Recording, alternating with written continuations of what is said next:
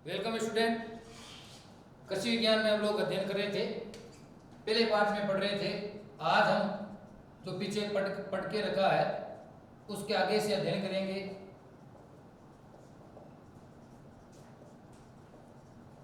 हम लोग पढ़ चुके हैं पीछे कि मृदा उर्वरता जो है उसको प्रभावित करने वाले कारक हम लोग पढ़ रहे थे। दो प्रकार कारक होता है, एक प्राकृतिक कारक और कृत्रिम कारक। प्राकृतिक कारकों का हमने अध्ययन कर लिया। आज है मृदा की उर्वरता को प्रभावित करने वाले कृत्रिम कारक। तो आप लोग अपनी बुक्स नोटबुक में हेडिंग्स लगाएं। मृदा को प्रभावित करने वाले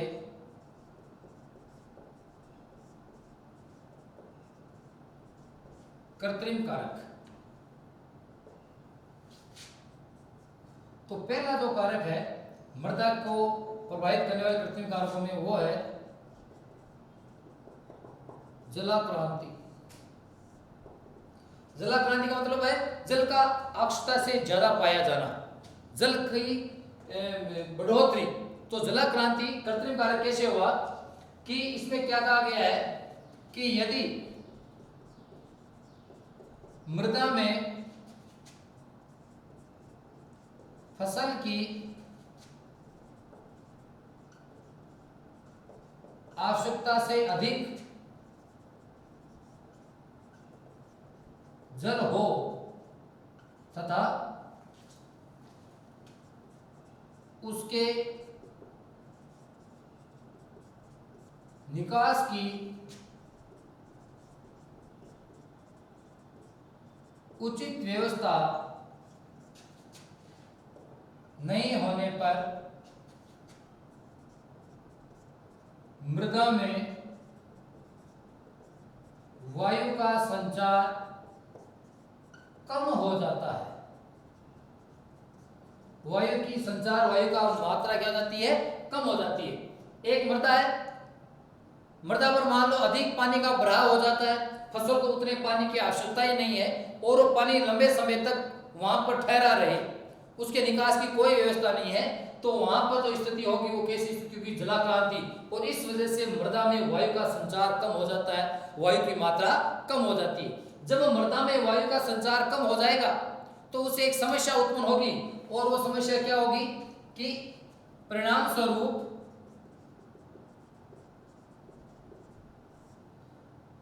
मृदा में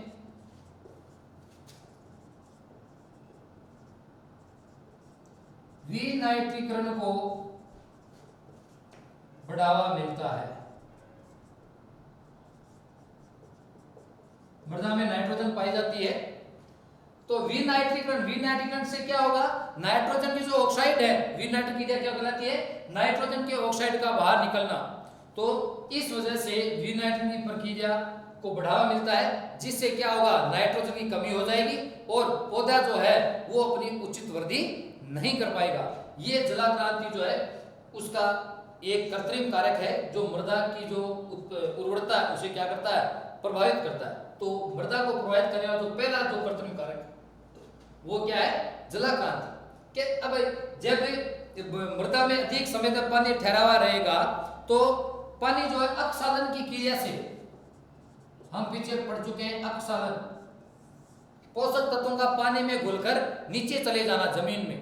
तो अपसालन की वजह से जो मृदा में पाए गए जो पोषक तत्व हैं वो पानी में घुलकर जो पौधे का, फसल का जो जड़ क्षेत्र है उससे नीचा चला जाएगा। जब नीचा चला जाएगा, जड़ की पहुंच से दूर चले जाएंगे, तो जड़ उन पोषक तत्वों को प्राप्त नहीं कर पाएगी, वो फसल या जो पौधा है उसका उत्पादन कम होगा। इस वजह से हम उस मृदा को क्या कहेंगे कि उस मृदा की उर्वरता क्या हो गई है, कम हो गई है। तो मृदा को प्रभावित करने वाला पहला कृत्रिम कारक कौन सा है, जलाक्रांति। अगर हम आगे दूसरा कृत्रिम कारक देखें मृदा को प्रभावित करने में, तो दूसरा कृत्रिम कारक है अपने फसल प्रणाली। कौन सा कारक है, फसल प्रणाली। हमें फसलों को बोने की किस प्रणाली को काम में लेते हैं, वो भी तय करता है मृदा की उर्वरता को। अगर एक निश्चित भूभाग पर लगातार एक ही प्रकार की फसल का उत्पादन किया जाता है तो वह फसल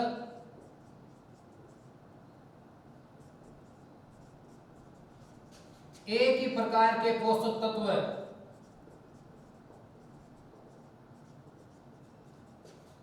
मृदा से प्राप्त करेगी।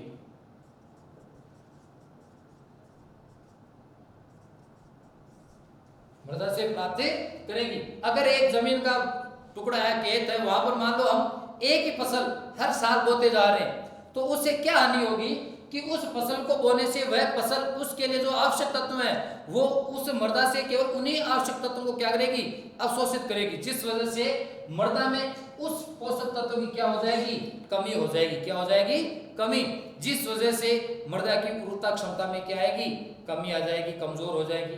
हम अगर जैसे आजकल जो है वो सघन खेती ज्यादा होती है।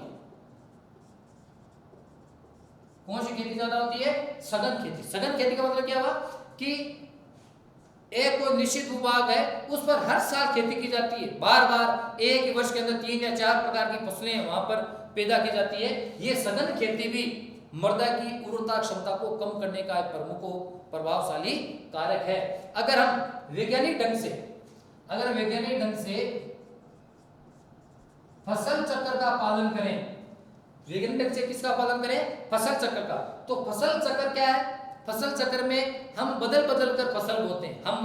हम सभी ग्रामीण परिवेश से जुड़े हम लोग खेतों में देखते हैं। जैसे हम बात करें तो अभी जिस खेत के जिस भाग पर अगर हमने इस साल बाजरा बोया तो अगले साल हम उस जमीन पर बाजरा नहीं बोएंगे, हम कोई दूसरी फसल की पैदावार वहां पर करेंगे, फसल को बोएंगे।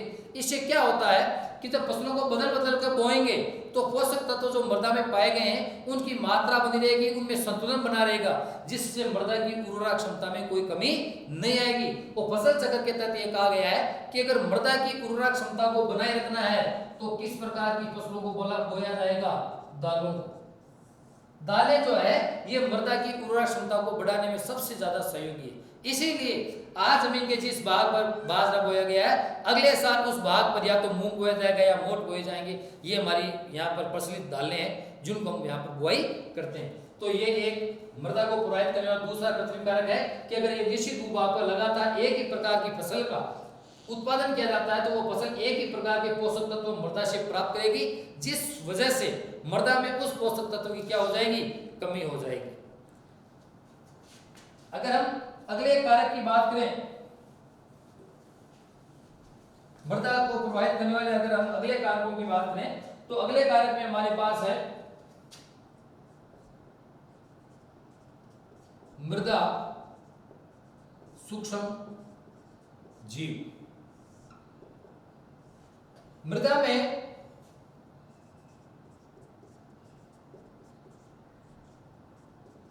कई प्रकार के सूक्ष्म जीव पाए जाते हैं।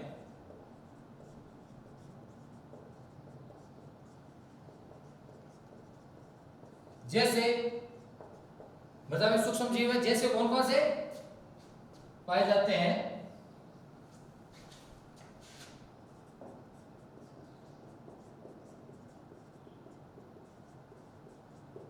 जैसे शैवाल है, आपके कवक, जीवाणु व एक्टिनोमाइसीटीज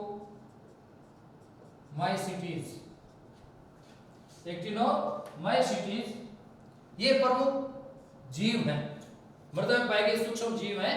शैवाल, कवक, जीवाणु व एक्टिनोमाइसीटीज। अब ये जीव जो है मृदा में अलग अलग प्रकार के कार्य करते हैं। शैवाल क्या कार्य करता है, शैवाल मृदा में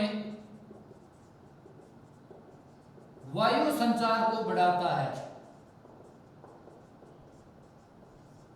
शैवाल मृदा में किसको बढ़ाता है? वायु संचार को बढ़ाता है। अगर मृदा में शैवाल की कमी हो गई तो मृदा में वायु का संचार नहीं हो पाएगा, नाइट्रोजन स्थिरीकरण नहीं हो पाएगा और वहां पर क्या हो जाएगा? विन नाइट्रीकरण हो जाएगा और मृदा की उर्वरा क्षमता में क्या हो जाएगी? कमी हो जाएगी। यह आपके जो कवक है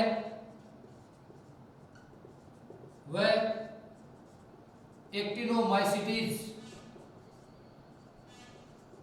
कवक और एक्टिनोमाइसीटीज जो मृदा में पाए गए जो कार्बनिक पदार्थ हैं, मृदा में पाए जाने जो कार्बनिक पदार्थ हैं उनका विच्छेदन कर देते हैं, विच्छेदन कर देते हैं तथा ह्यूमस बनाने में सहायक है।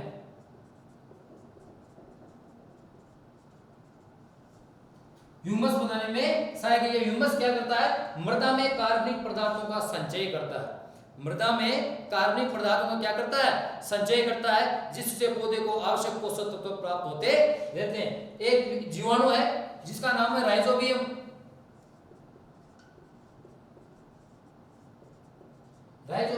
राइजोबियम मृदा में नाइट्रोजन स्थिरीकरण को बढ़ाता है।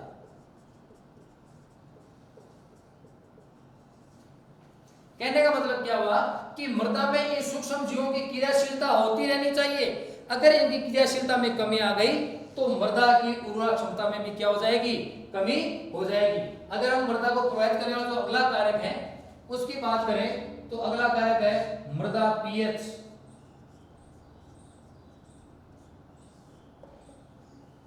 मृदा पीएच जो है ये भी मृदा में पाए गए जो आवश्यक पोषक तत्व हैं उनकी मात्रा, उनके संतुलन व प्राप्य अवस्था को क्या करती है? प्रभावित करती है। कैसे? जैसे हम पढ़ते हैं जो अम्लीय मृदा होगी,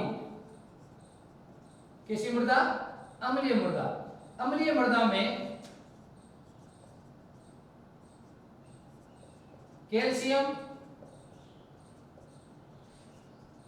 व मैग्नीशियम की कम मात्रा पाई जाती है,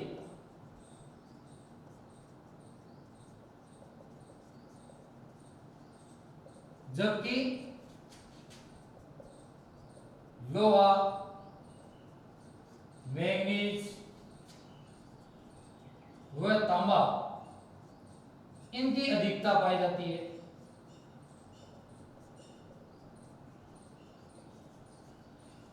इनकी अधिकता जो है लोहा, मैंगनीज और तांबा इनकी तो अधिकता पाई जाती है अम्लीय मृदा में, जबकि कैल्शियम और मैग्नीशियम की मात्रा क्या पाई जाती है? कम पाई जाती है। तो इनकी अधिकता जो है आवश्यक से ज्यादा अधिक है। जितनी उचित मात्रा मिलनी चाहिए उससे अधिक मात्रा में पौधों को प्राप्त हो रहे हैं, तो इनकी अधिकता पौधों के लिए क्या है? हानिकारक है। इनकी अधिकता पौधों के लिए क्या है? हानिकारक है।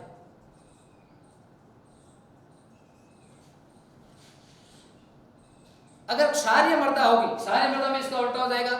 क्षारीय मृदा में कैल्शियम और मैग्नीशियम इनकी अधिक मात्रा पाई जाती है, जबकि लोहा, मैंगनीज, तांबा जो है इनकी कम मात्रा पाई जाती है। यह स्थिति भी पौधे की आवश्यक वृद्धि के लिए क्या है? अनुपयुक्त है। तो ऐसी जो मृदाएं हैं ये मृदाएं भी मृदा की उर्वरता जो क्षमता उसे क्या करती है? प्रभावित करती है। अगर हम मृदा की उर्वरता को प्रभावित करने वाले अगले कारकों का हम अगर अध्ययन करें तो हमारे पास अगला कारक है मृदा में कार्बनिक पदार्थ।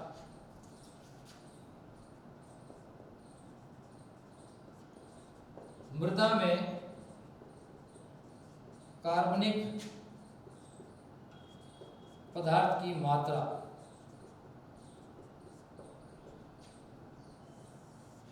ये सीधा सीधा आप लोग समझ भी सकते हैं। मृदा में जितनी अधिक मात्रा में मृदा में जितनी अधिक मात्रा में कार्बनिक पदार्थ होंगे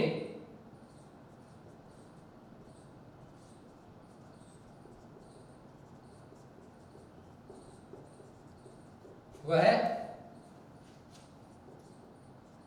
उतनी ही उर्वरक होगी। कहने का तात्पर्य क्या हुआ कि मृदा में कार्बनिक पदार्थों की मात्रा अधिक होनी चाहिए, जितनी की अधिकता होगी उतनी मृदा की उर्वरक क्षमता भी क्या होगी, ज्यादा होगी। तो ये मृदा को प्रभावित करने वाले प्रमुख कृत्रिम कारक थे। कौन कौन से? जलाक्रांति, मृदा में सूक्ष्म जीव, मृदा पीएच, आपके ये आपके मृदा में कार्बनिक पदार्थ की मात्रा और अन्य जो प्रमुख जो कारक हैं आपके फसल प्रणाली जो है उससे भी संबंधित है। जैसे जो ढालू वाले जो खेत हैं, ढालू वाले जो खेत हैं उनमें भी बुआई का तरीका अलग होना चाहिए। कैसे? ढालू वाले खेतों में ढाल के अनुरूप लंबवत खेती की जानी चाहिए, जुताई की जानी चाहिए, ताकि वर्षा के समय जो मृदा में पाए जो पोषक तत्व पानी के साथ बहकर खेत से बाहर न निकल जाए। ये भी हमें ध्यान में रखना जरूरी है। तो ये मृदा को प्रभावित करने वाले प्रमुख कारक थे। अगर हम आगे की बात करें, ये अपने मृदा उर्वरता जो है उससे संबंधित ये टॉपिक है, ये समाप्त हो गया है। अगला जो हमारा टॉपिक है वो है मृदा उत्पादकता। इससे पहले हम क्या पढ़े थे? मृदा उर्वरता, अब मृदा उत्पादकता। तो मृदा उर्वरता का अर्थ क्या हुआ? मृदा उत्पादकता का अभिप्राय है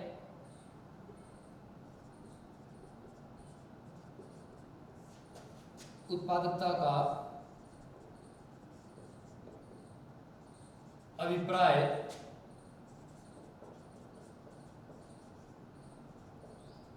प्रति हेक्टेयर फसल उत्पादन से है। प्रति हेक्टेयर फसल उत्पादन वो क्या कहलाती है? मृदा उत्पादकता कहलाती है।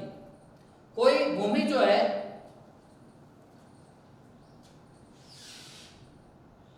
किसी उर्वरक भूमि के लिए या किसी उपजाऊ मृदा के लिए उत्पादकता होना आवश्यक नहीं है, लेकिन उत्पादक भूमि के लिए उस मृदा का उपजाऊ होना जरूरी है। बहुत महत्वपूर्ण बात है कि उर्वरक भूमि के लिए फसल का उत्पादन जो है वो ज्यादा होना आवश्यक नहीं है, लेकिन मृदा उत्पादकता के लिए मृदा का उर्वरक जो क्षमता है उसका होना क्या है, जरूरी है, प्रभावित हो सकती है। जैसे कभी कभार हम देखते हैं एक फसल जो है वहां की जो मृदा तो उपजाऊ है, लेकिन उत्पादन क्या हो रहा है? कम हो रहा है। उत्पादन क्या हो रहा है? कम। कारण क्या है? मान लो वहां पर समय पर बारिश नहीं हुई हो, मृदा तो उपजाऊ है लेकिन उत्पादन कम हो रहा है। क्यों हो रहा है? मान लो समय पर बारिश नहीं हुई हो, आवश्यक पोषक तत्व उन्हें समय पर प्राप्त नहीं हुआ है, या समय पर जो कृषि संबंधी क्रियाएं की जानी है वो वहां पर नहीं की गई हो, पाला पड़ गया हो, अकाल पड़ गया हो, किसी न किसी कारण से उत्पादन क्या हो गया? कम हो गया। तो ये जो मृदा जो उत्पादकता है इसका अभिप्राय क्या है? प्रति हेक्टेयर फसल उत्पादन से है। अगर हम आगे देखें तो आगे हमारे लिए मृदा उत्पादकता को प्रभावित करने वाले कारक इसका अध्ययन करेंगे। मृदा उत्पादकता को प्रभावित करने वाले कारक 4-5 कारक हैं। पहला, मृदा उत्पादकता को प्रभावित करने पहला कारक क्या है? मृदा उर्वरता। मृदा उर्वरता, हम पिछले टॉपिक में मृदा उर्वरता के बारे में पढ़ा है कि मृदा उर्वरता किसे कहते हैं?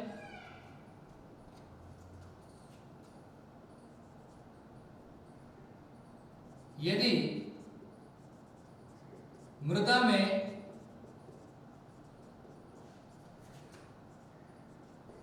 पौधों के लिए आवश्यक पोषक तत्व है, उचित मात्रा,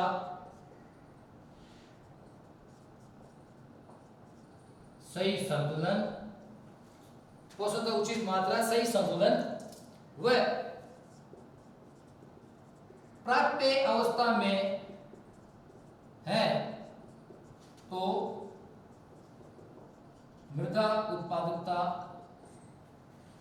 में वृद्धि होती है।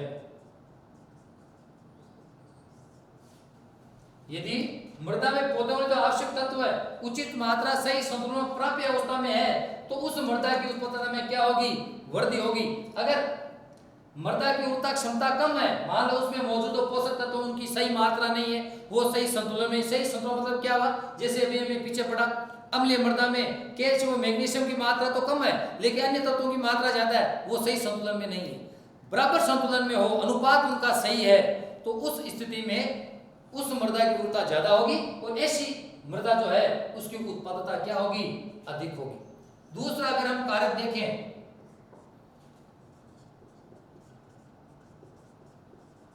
मृदा की भौतिक दशा, मृदा की भौतिक दशा, मृदा की भौतिक दशा में क्या क्या शामिल होते हैं, देखो एक मिनट,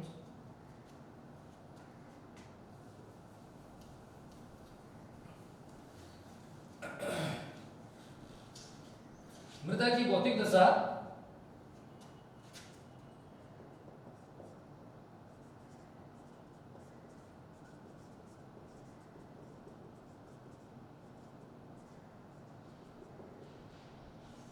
मृदा की भौतिक दशा में हम क्या देखेंगे,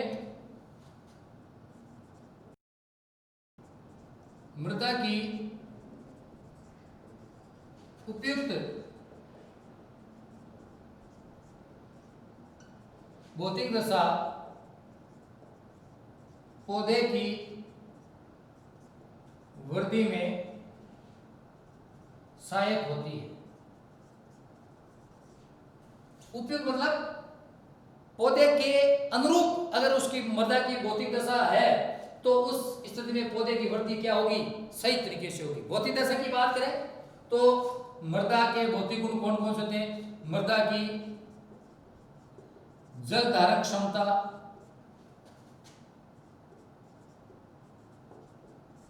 है आपके कणाकार, मृदा पागे तो कण उनके आकार कैसे, महीन है क्या, मोटे, मोटे होंगे तो पानी जो है वो कम समय तक टिका रहेगा, सारा अपक्षारण क्रिया द्वारा नीचे चला जाएगा और जो पोषक तत्व हैं वो भी पानी में घुलकर क्या हो जाएंगे, जो घुलनशील पोषक तत्व हैं वो पानी में घुलकर क्या हो जाएंगे, जल क्षेत्र से नीचे चले जाएंगे, हैं। तो कणाकार, आपके मृदा की संरचना,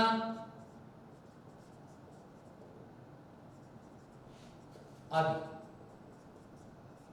मृदा के भौतिक गुण हैं।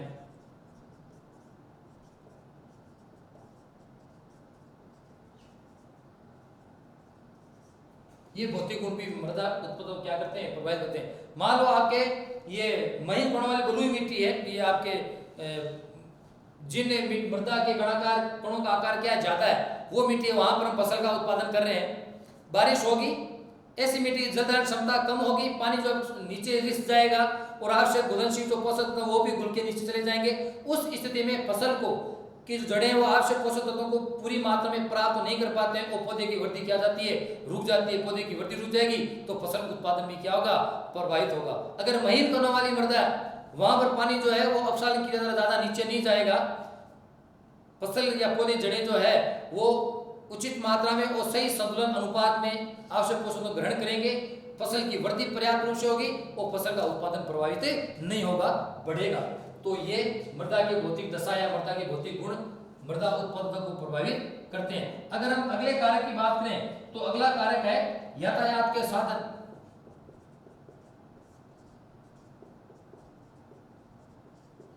यातायात के साधन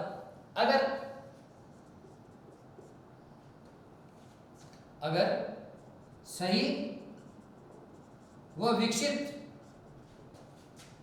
पर्याप्त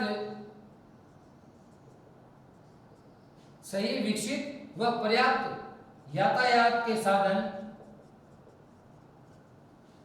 मृदा उत्पादकता को बढ़ाते हैं।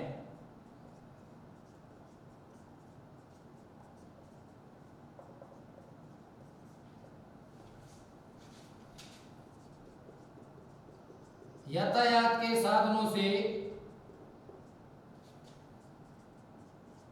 उत्पादन व्यय में कमी आएगी।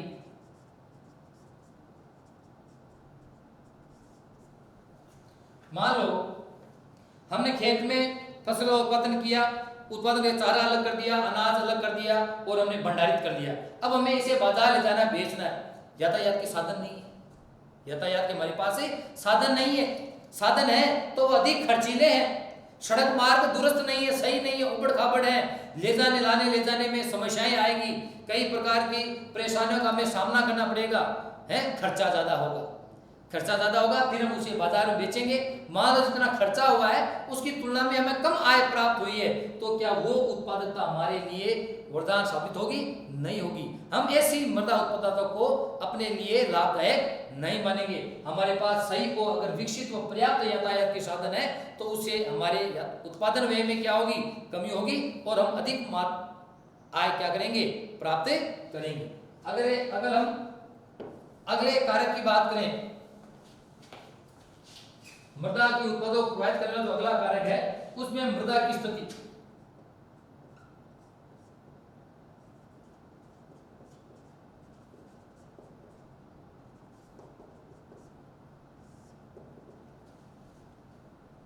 अगर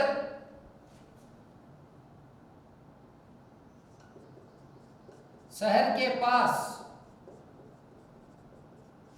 उत्पादन किया जा रहा है तथा मृदा में सभी आवश्यक पोषक तत्व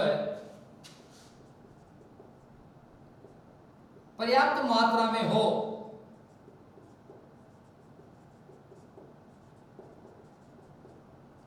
तो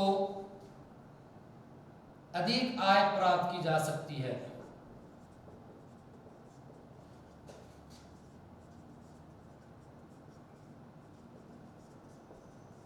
कहने का मतलब क्या हुआ कि एक मृदा जो है उसमें सभी आवश्यक पोषक तत्व पाए गए हैं, उस मृदा की मृदा क्षमता अच्छी है और यह जमीन या यह मृदा जो शहर के पास में इस लाइन को समझने की जरूरत है। शहर के पास में जब होगी इससे क्या होगा?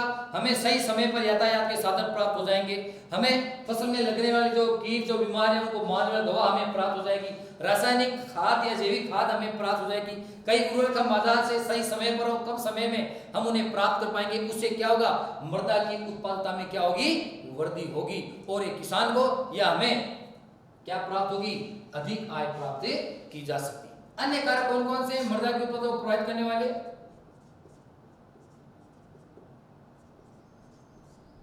अगर हम मृदा की अन्य कारकों की चर्चा करें तो अन्य कारक जैसे मौसम की प्रतिकूल दशा है, कीटों व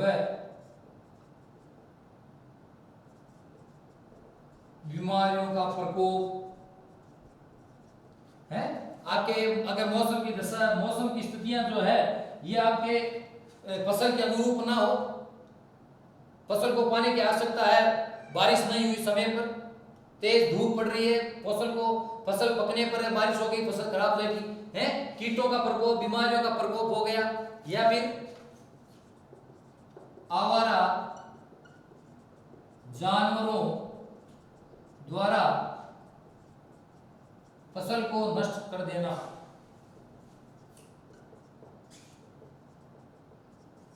आदि, ये वो अन्य कारक हैं जो मृदा उत्पादकता को क्या करते हैं?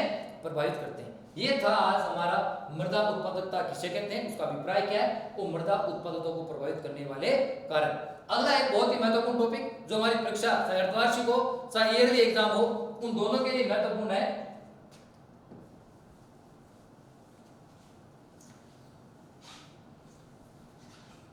वो दोनों के लिए महत्वपूर्ण है। तो आप अपने नोटबुक पे हेडिंग लगाएं, मृदा उर्वरता व मृदा उत्पादकता में अंतर। इसके लिए हम एक सारणी बनाएंगे, एक तरफ तो हम लिखेंगे मृदा उर्वरता और एक तरफ हम लिखेंगे मृदा उत्पादकता।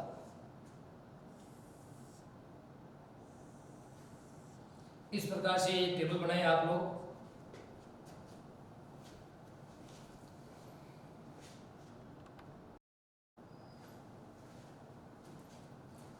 हेडिंग लगाए मृदा उर्वरता और मृदा उत्पादकता, इसमें अंतर देखते हैं। पहला अंतर मृदा उर्वरता के संबंध में अगर हम देखें तो हम इसमें क्या लिखेंगे, मृदा उर्वरता का संबंध पौधों के आवश्यक पोषक तत्वों की उचित मात्रा, सही अनुपात व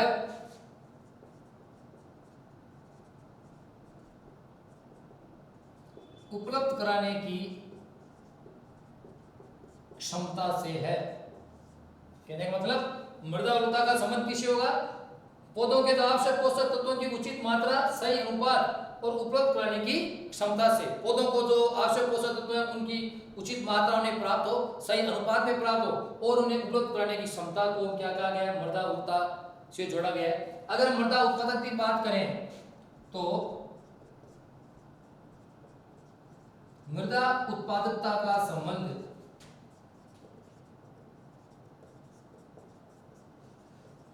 प्रति हेक्टेयर फसल उत्पादन की क्षमता से है।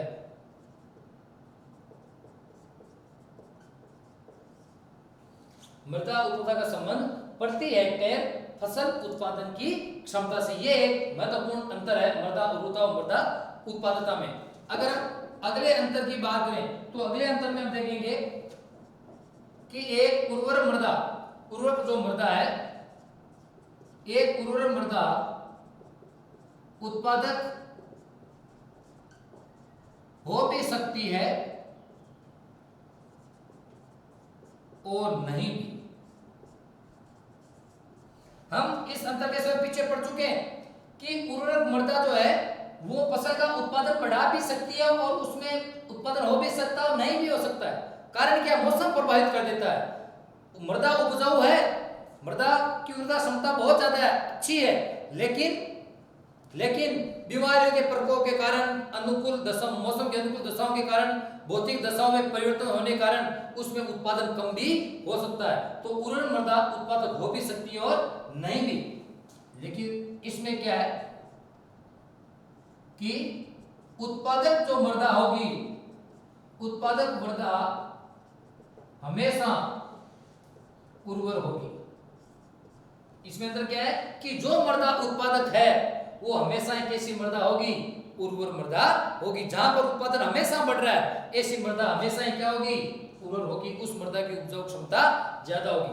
अगला अंतर अगर हम देखें मृदा उर्वरता और मृदा उत्पादकता में कि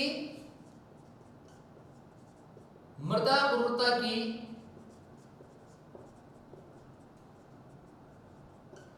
प्रयोगशाला में जांच की जा सकती है। हम जो है प्रयोगशाला में जांच कर सकते हैं कि यह मृदा उर्वरक है या नहीं है, लेकिन उत्पादकता में क्या है,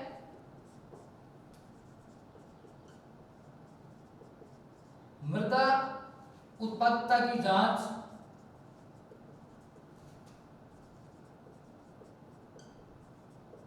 खेतों में फसल उत्पादन से की जाती है, प्रयोगशाला में नहीं।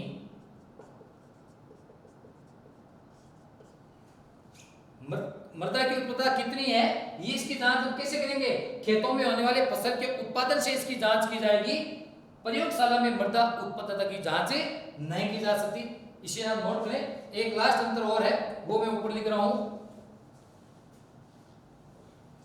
जो चौथा इनमें अंतर है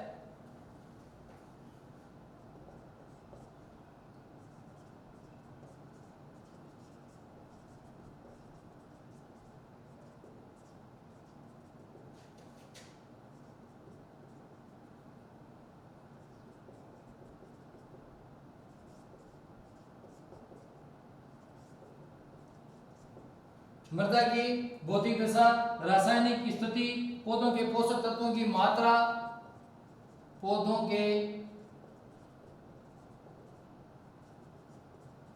पोषक तत्व की मात्रा क्या है, मृदा की भौतिक दशा, रासायनिक स्थिति, पौधों के पोषक तत्वों की मात्रा व उनका संतुलन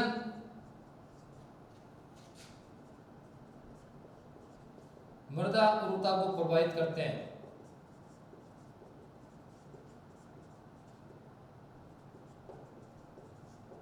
जबकि उत्पादकता में क्या होगा, ये आप इतना देखें, उत्पादकता में क्या होगा,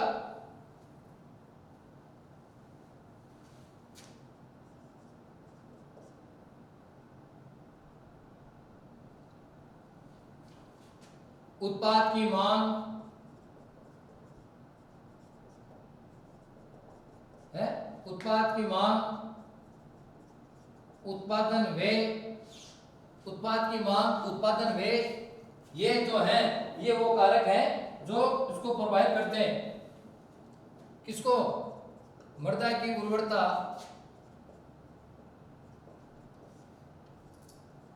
आदि मृदा उत्पादकता को प्रभावित करते हैं।